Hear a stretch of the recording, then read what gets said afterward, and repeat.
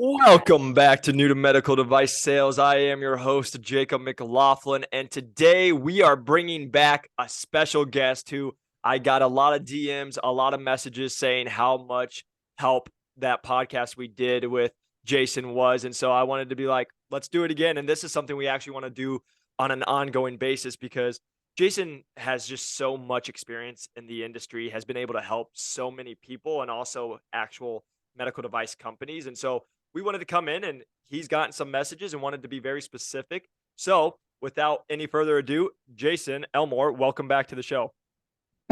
Thank you, Jacob. I want to give you a compliment. I've been on several podcasts, but I haven't had nearly as much traffic directly to me from an audience like I have with your audience. It's been so rewarding. There was a gentleman who had a situation going down with his team, right? He's an associate rep. The rep wasn't managing things so well. The clinical rep quit. And like, how do I go in here and have this conversation with my boss?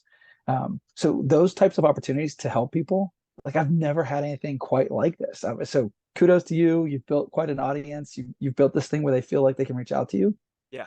And now they feel like they can reach out to me. So that's been very gratifying. Congratulations. Like people are getting a lot of benefit out of this. So let's keep it up. Yeah, thank you so much. And that's what this has all been about, just being able to help as many people as we can and being able to have those actual conversations because you and I had a conversation off air and it's always been interesting to me with the medical device world where a lot of people will be like, what do these people have to offer me? So I'm not going to waste my time with them. And just for me, like I've always wanted to just give back and just be able to help people. And that's why I love being able to work with individuals like yourself who have the same goal. And, especially here, we've been so focused on, hey, you want to break into medical device sales? Let's do that. And we've been able to do that with our programs. We now have guarantees on it. So we know we get the results. But then it's kind of making that next shift for everybody of, okay, once you're in, now what are we doing? Right. And that's one of the most messages I get now is I don't know what to do anymore. Or I just got in and, how do I talk to a doctor has been a very common one. And so I know Yeah. you've dealt with a lot of this and you've been able Yeah. to teach sales teams. So it's just fun to be able to have a professional like yourself who's just lived this for the last 20 plus years and able to mentor others. And so we're excited about this podcast today because I know you had a couple subjects that you're ready to add a lot of Yeah. value to people. Yeah. So the feedback I got from several people that reached out to me, they really appreciated that very specific direction on how to enter an OR, how to make the most of that opportunity in that time. The question that came up quite a bit was, interacting with the physicians in the office space on a sales call. And it's well known that in sales, we need to always be closing. And that if you're in sales management and you're in the field, one of the things you probably won't see as much as you wish you would have is closing, right? And so I know for me personally, when I first broke into med tech, I found myself in a couple situations where I was overly aggressive, I miscommunicated, and I was intimidated. And there was some insecurities that came through, and there was some missteps that were made. And I personally got kicked out of an office. When you get kicked out of an office, that kind of sticks with you, right? Like for a couple of weeks, Yeah. that's going to be rolling around your head. And in this situation, I literally went back to that surgeon 2 weeks later. I said, "Hey, can I ask you one more question?" So let's talk through what we're talking about. In my book, and there's a chapter in my book called "Assume It's True." You and I both know, having been in sales, we are used to hearing objections Yep. to our value propositions. Unfortunately, we all have this knee-jerk reaction to say, "No, no, no, no, that's not true." Whatever the objection is it costs too much. That'll never work. I don't trust your data. I can't. It's always I can't, or that won't work, or something Yep. to that effect. We're in the position to know the data, to have read the studies that our companies have provided. We've been in the position to watch the product work on multiple occasions with other physicians. So it's hard for us not to have that knee-jerk reaction, like, no, no, no, no, that's not right. And you have to discipline yourself to not do that. Yeah. You have to discipline yourself to give the physician the benefit of the doubt. What if they're telling the truth? That's the first. Mentally, you have to figure out a way to do this. You have to mentally give your customer the benefit of the truth. They're not lying to you. Okay. So if you remember from last time, there's an adage that I preach, right?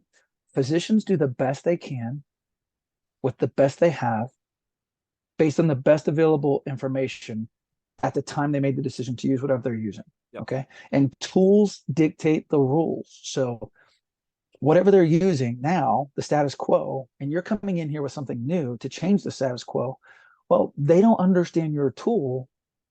So they're operating under the old rules.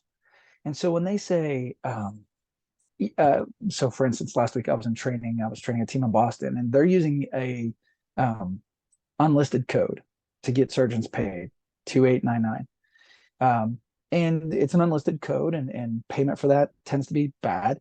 And so they've created a whole team of people on the reimbursement side who will submit the prior auth, will submit the medical necessity, and have a 90% success rate. But it's their team of specialized individuals who know exactly how to submit that. And if you don't do this, you don't do that, you don't. You. So one of the number one objections they run into from physicians is 2899 doesn't pay. Okay, that's actually true. Yep. If your staff submits 2899, it won't get paid. If you don't give that to us and let my team handle it and submit that for you, you're right. That doesn't get paid. Yeah. But if you give it to so this understanding that there's a third truth. Yeah. So call it triangulation, call it whatever you want. They have a truth, you have a truth, and you've got to get them to go over here with you to this third position, or you can bring some new information. They're not wrong. It's just they don't have the information you have that's going to make this other reality true. So for me, I had some information from my company, right, that said people were declining sinus surgery, and I was talking to a sinus surgeon, and we had the data, we'd done the study, we had 250 some patients who said, yeah, I really don't want sinus surgery, I'm declining sinus surgery. And so I went in there with this data to the sinus surgeon. He said, look, everybody that I recommend sinus surgery to gets sinus surgery. I'm like, no, they don't. So we argued for about a minute, and he invited me to leave. And that felt terrible. Oh, that felt terrible. But I thought about it for 2 weeks, and I came up with the third truth. And I went back in. I said, hey, can I ask you a question? Do you ever have surgery cases cancel on you? Oh, man, I hate it. It's driving me nuts. We put 5 cases on in the morning, only 2 show up. I'm like, yeah. And during that period, there was a thing where a lot of people were canceling cases. And what I found out was there was a third truth, and that is this. Patients would never decline surgery to the surgeon's face. Yep. They would let him, send them down the hallway, and Jenny would schedule them on a Tuesday out in 6 weeks. And then for the next 4 to 6 weeks, this person was thinking deeply about all the information he had given them. And they were saying, you know what? Yeah, no. Yep. They're calling back and canceling. And so he was right. Patients never canceled to him, but they would cancel with Jenny 2 or 3 weeks later, and leave a hole in his schedule, and it was causing a problem. So that's the first thing I want you to, take to heart is they're not lying to you. When they say that won't work, when they say you can't do that, that code never pays, that it's true. In their current state, with their current tools, based on the way they're doing it and the way they evaluate the patient, that is true. Yep. Okay. And so you have to change and create this third way and bring new information. And so when you hear the objection, don't say no. When you hear the objection, don't say that's not true. When you hear the objection, say, yeah, that's right. If you do it that way with those tools and with that procedure, that is the outcome. That is the way it is. But if you will use my tool, if you will use my device, tools dictate the rules, and I can change this for you. Yep. He or she is not wrong. And that's how you avoid becoming adversarial. Okay. And that's how you avoid getting kicked out of offices. It's always a good thing to be able to stay in.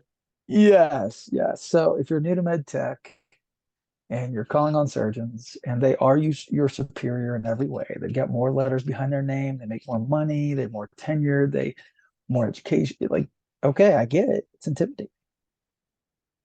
Listen closely, right? Listen twice as much as you talk. When they throw the objection out, make note of it, acknowledge it, and do your best to acknowledge, yes, that's true if you're not using my product. Yep. Yes, that's true if you're not using my reimbursement team. Yes, that's true if you keep, doing what you've always done. Yep. And that's the motivation to change. I think that's a really good point. The one thing I just wanted to touch on is that it's so true because like even when I first got in there, we talk about what's some of the mistakes when we first came in, right? And you go to training, you learn all this stuff, and then you just want to tell everybody about it, right? No, I learned this. So I would go in and I would just word vomit on my Yes, my yeah. surgeons or the staff and just tell them everything. But then again, they would, to your point though, they would tell me what they've been using or their experience. And the thing I just got to tell you guys is like who's listening is I had to face this is actually the competitor would be telling them certain information about my company that Mhm, wasn't totally true. And so mhm, that was the thing is to what Jason's point, one thing I had to learn real fast is talk way less than or listen way more than I talk and just being able to ask questions. But for me, it was more understanding where they're coming from and where they got their information from. So if I used to go in and say, "Hey, here's who I am. This is what we do, all that, blah, blah, blah." And then I'd lead the conversation compared to when I started understanding it, it would more be like sit down, ask them about themselves. How long have they been doing the procedures and their stuff and whether they've seen the success, get to know them. But then to Jason's point, like if I asked about a pricing thing, I would always ask instead of being like, "No, this is what it is," or "Oh, here," it'd be like, where are you getting that information from?" Trying to understand where they're actually getting it from. Is it they saw it? Another like what happened all the time was the competitive rep. "Oh, your competitor told me this." right, "Oh, great, right. doc. Well, I'm here to tell you. Here's actually I can show you the data and get that trust." So I just wanted to touch on that point because you're 100% right. Is they're right and you need to understand it. But for me, the other part to that was being able to understand where they got that data, that information. Was it because they've Right. used it for 20 years? Or did somebody just tell them? Did they have a bad experience with the last rep in my position? Or do they have some competitor? Because that happened to me all the time. Like I just say this one time I made a sale to one of my accounts.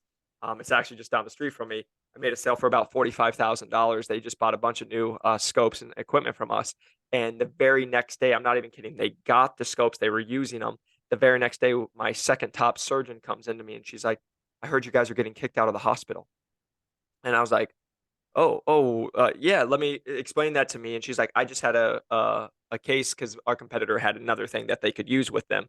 And so they were in a case with our competitor and they're like, "Yeah, our competitor just said you're getting kicked out. You're not gonna be allowed." And I was like, "Doc, like the hospital just spent $45,000 yesterday. Like, no, it like I can tell you that we're not." And she's like, "Well, they said that the technology you have is going to be out in 2 years. It's never." I'm like, "You got to take it with a grain of salt on who you're listening to, because I'm here to tell you like who would benefit from that, you know." And then like just being able to, but understanding who you're talking to and where their information is coming from, I think is one thing I just wanted to state to the listeners, especially when you're new, because that was something I did a very poor job at when I first in my first 6 months. It was more I just learned it, Yeah. wanted to talk about it.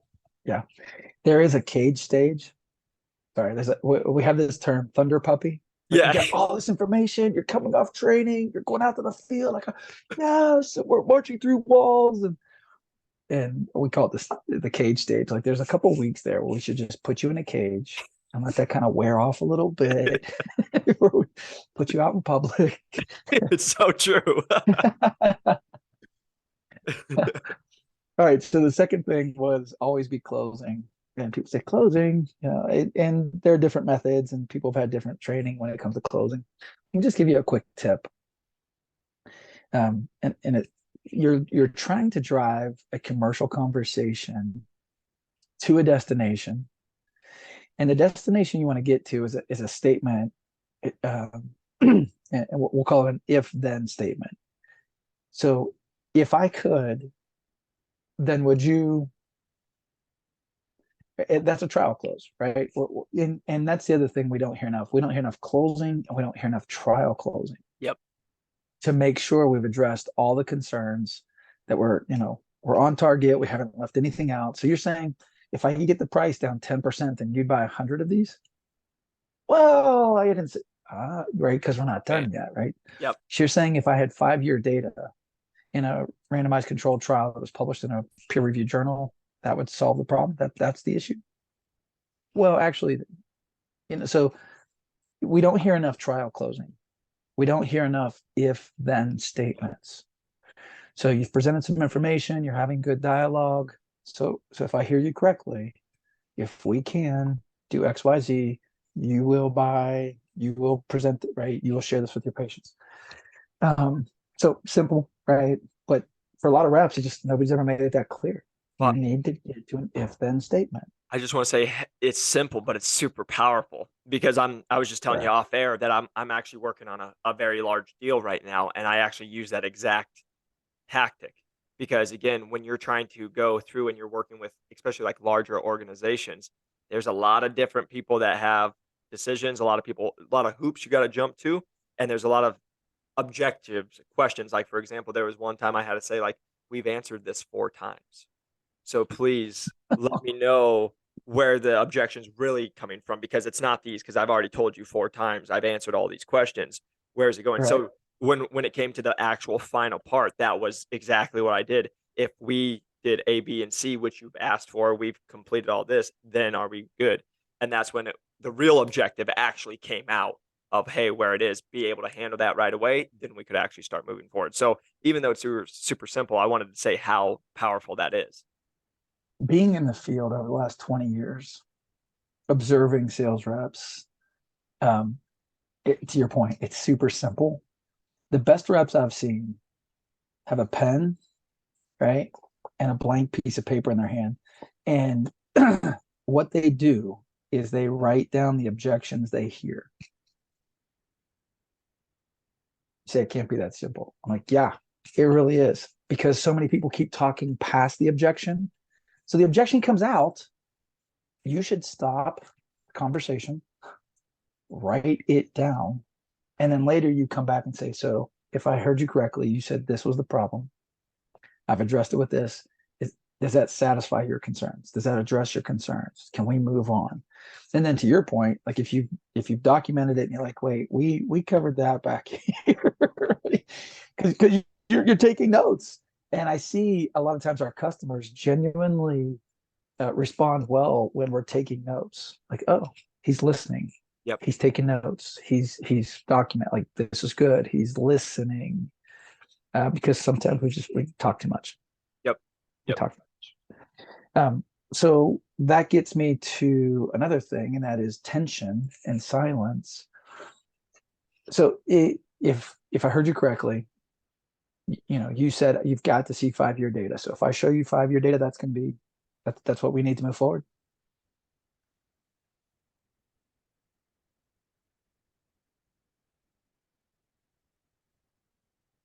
Everybody's getting nervous right now. Is that like they're starting to check their machine? Like, did I lose the connection? Like, we're just not comfortable with silence.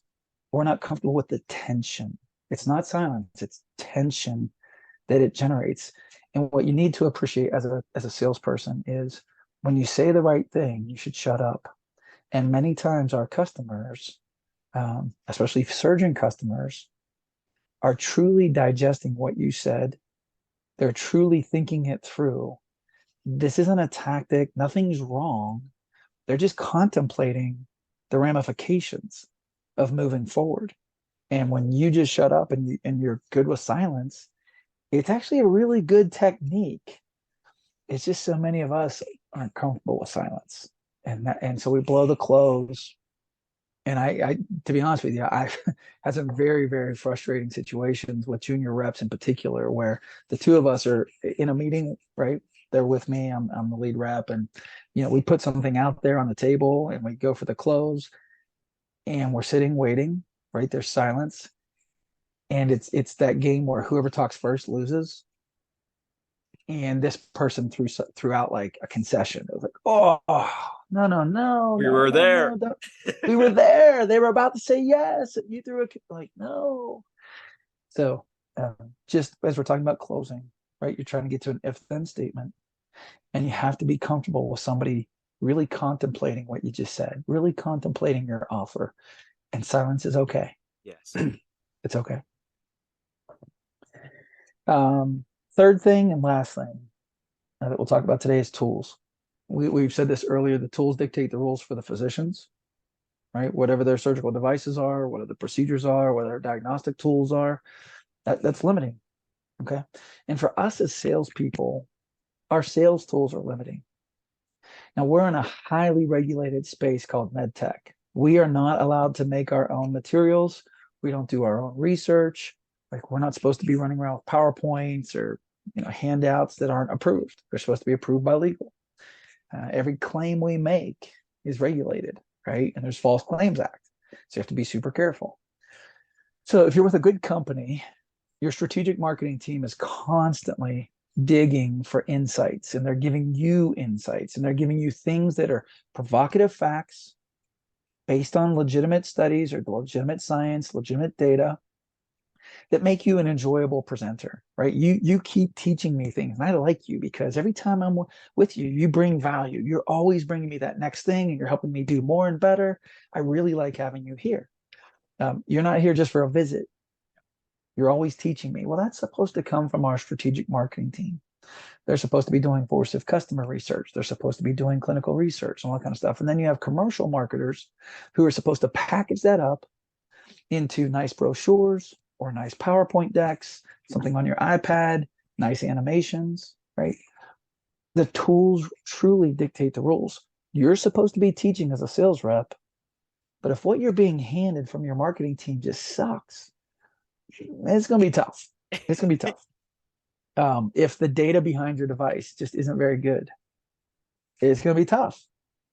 So a couple things, as you're looking at your toolbox, as you're looking at your company and what they've given you and what you have, first question is, if you have something truly disruptive, not a commodity, okay, not a Me Too product, but something that's really new, really innovative, do you have an animation showing where that product or that device or that implant is in reference to the other anatomy? Because many times with implants and surgical devices, the only way I'm going to truly understand where that goes and how it works is with some type of an animation that has some kind of a see-through half, slice, half, there's going to be some kind of modeling, right? I really Yep. don't understand your stuff. And this sounds crazy, but I know I've been there. A lot of med tech reps walk in with something truly innovative. They have a half-hour appointment and they leave, and the doctor really doesn't understand where that goes or how it works because you didn't show them an animation. Yep. All right, second. There has been a significant drop off in clinical selling. If you come from a pharmaceutical background, I give credit to pharmaceutical companies. They do a really good job of teaching sales reps how to sell with clinical data, how to pull out a paper, how to, really quickly, here's the author, here's where they're from, here's the question this paper asks, here's the methods of that paper, here's how it was done, which answers the question, why should I believe you? Yep. And you have to know that going in. When you walk in with clinical data, physicians assume that this is going to make your device or your application look good. Otherwise, why would you show it to me? So they're already cynical. Okay, yeah, whatever. Everybody's study says it makes them look good. Okay. You have to overcome that by specifically pointing out the methodology in your study. This is the way it was done. This is why there's so many patients. This is why there's so many doctors. These are the outcomes. We went for superiority. It's randomized controlled. It's double blinded.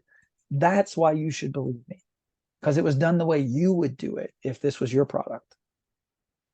Right now, frankly, a lot of med tech folks are not actually addressing the cynicism Mm-hmm. by doing a good job of pointing out the methodology so that the physicians kind of are blowing them off.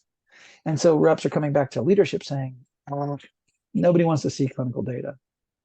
Yes, they do. Yes, they do. Yep. You know what? They rarely see anybody do a good job with clinical data, which is why they're blowing you off. Yep. That's the thing.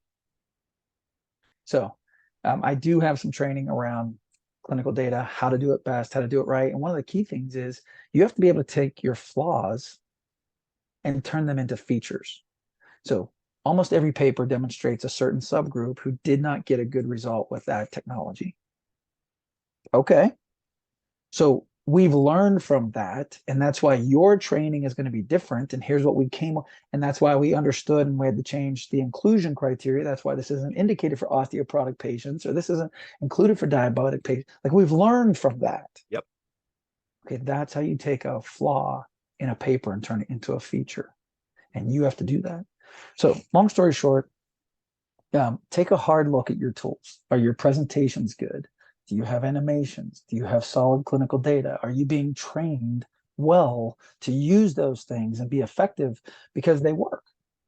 If you're teaching, right, nobody likes to be sold, but everybody likes to be taught. And if you can make me better at my job, if you can bring value to me, if you can teach me something every time you're with me, fantastic. But I got news for you. Nobody likes to be taught verbally. They want to see visual aids. Like when I'm in a classroom, I got PowerPoints up, I got tools, I got hands on, I got all kinds of things. I'm not just talking at people for an hour. Yep. Okay. So as med tech reps, you've got to be teaching, teach or die. Yep. And if you're going to be teaching, you better have some really good visual aids and a pretty good story. And you get about 7 minutes to get through whatever you're going to tell me. And then I get 8 minutes to ask you questions because you know what? I'm only going to give you about 15 minutes. Yep. If your tools aren't where they need to be, give me a call. One of the things that I do is I help companies revamp their selling tools. There are methods and there are techniques, and you need to be aware of it.